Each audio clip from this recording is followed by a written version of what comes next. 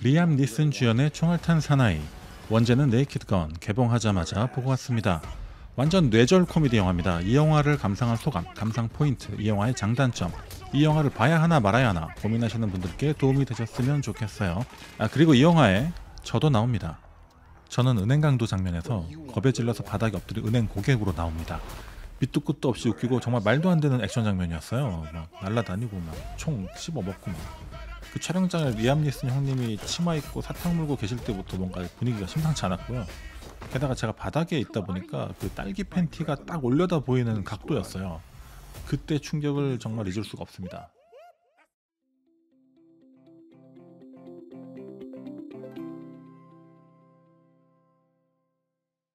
미국에서 어제 8월 1일 총알탄 사나이 네이키드 건이 개봉했습니다.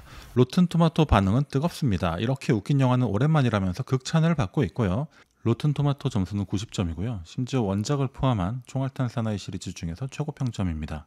특히 스푸프 영화 팬들로부터 많은 호응을 얻고 있습니다. 스푸프 영화는 특정 영화나 장르를 패러디해서 웃음을 자아내는 코미디 영화의 한 종류입니다. 주로 진지한 영화나 시리즈의 클리셰, 줄거리, 장면 등을 과장하거나 비틀어서 풍자하는 방식으로 유머를 전달하죠. 예를 들어서 총알탄 사나이 시리즈는 액션 영화를, 무서운 영화 시리즈는 공포 영화를 패러디하여 큰 인기를 얻었습니다. 라고 나와 있네요.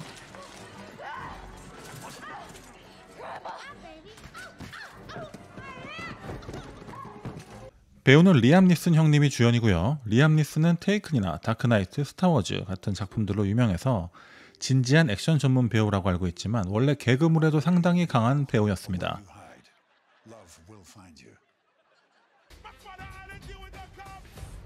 이건 원작 총알탄 사나이 주연 배우였던 레슬리 닐슨도 마찬가지였어요. 원작에서 주인공 이름이 프랭크 드레븐인데 이번 영화에서도 이름을 그대로 가져와서 프랭크 드레븐 주니어입니다. 한국으로 치면 노주현 씨나 신구님 같은 나이 지긋하고 점잖은 배우분들이 시트콤을 코믹 연기하셨던 거랑 이제 비슷해요. 그리고 상대 역은 베이와치로 유명한 파멜라 앤더슨이 맡았습니다. 한국에서도 90년대 초에 SOS 해상구조대라는 제목으로 방영되었었죠. 전체적인 줄거리는 간단합니다. 빌런인 빅테크 기업 CEO가 뭔가 살인사건에 연루되어 있고 이를 수사하는 프랭크 드레븐 주니어의 좌충우돌 해프닝입니다.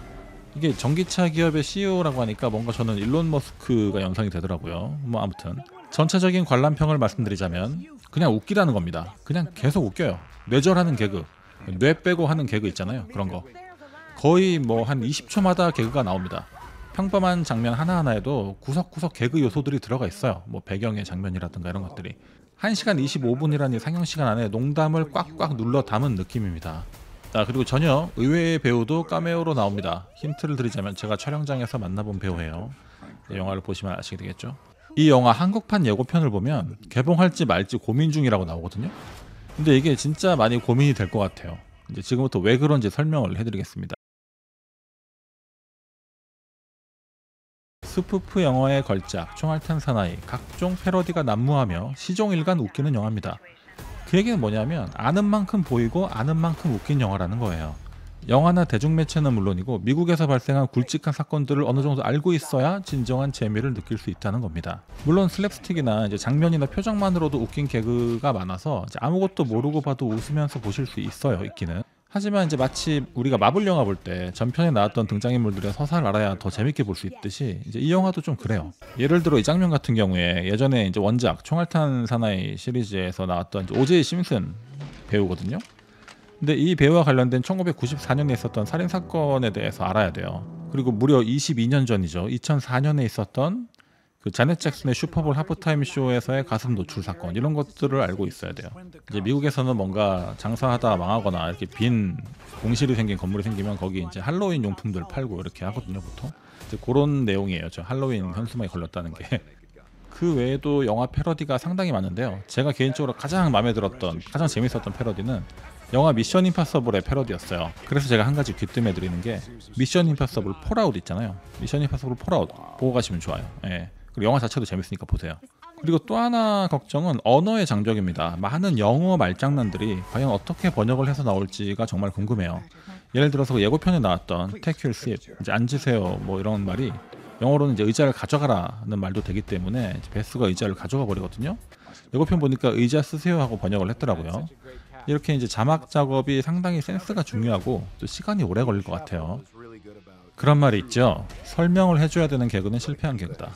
대부분의 한국 관객분들이라면, 특히 젊은 층 20, 30대 분들이라면 한 3분의 1 정도의 개그는 포기하고 보셔야 할 수도 있겠구나라는 생각이 들었어요. 저도 극장에서 꽤 많은 대목에서 관객들이 웃길래 그냥 웃긴 건가 보다 하고 봤어요, 솔직히.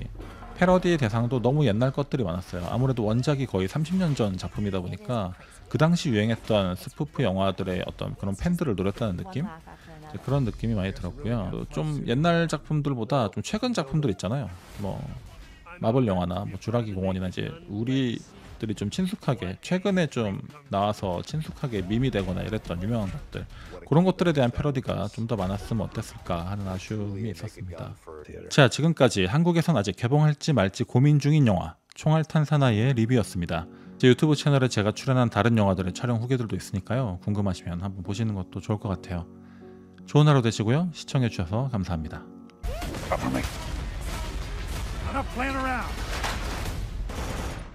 본 유튜브 영상의 조회수로 발생하는 수익은 전액 저 자신을 위해 사용됩니다. 끝!